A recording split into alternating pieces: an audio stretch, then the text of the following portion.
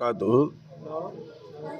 இது திருமயத்தில் மக்தபுடைய மாணவர்கள் அவங்களுடைய தனி முயற்சியை கொண்டு இஸ்லாத்தினுடைய சம்பவங்கள், இஸ்லாத்தில் நடந்த அடிச்சுவடுகள், இதை அவர்கள் ஒரு கண்காட்சியாக, ஒரு வடிவமாக வடிவமைத்துள்ளார்கள். இது எல்லா மாணவர்களுமே செய்யக்கூடிய எல்லா விஷயங்களுமே ஒவ்வொரு சம்பவத்தை குறிக்கும், ஒவ்வொரு வாழ்க்கையை குறிக்கும். இப்போ உதாரணமாக இப்போ இது நபிமார்கள்னு சொல்லி கொடுக்கப்பட்டிருக்கு அப்படின்னு காட்டுங்க.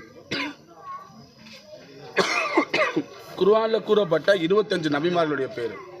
இந்த 25 நபிமார்களுடைய பேரை, இந்த 25 நபிமார்கள் பேரை ஒரு வடிவமாக இந்த மாணவர் பண்ணியிருக்காப்புல. அதே போல் இங்கிட்டு பார்த்தோம்னு இது ஜம்ஜம் கிணறுடைய தோற்றம், ஜம்ஜம் கிணறு எப்படி இருந்துச்சு அப்படிங்கிறத செஞ்சுருக்காங்க.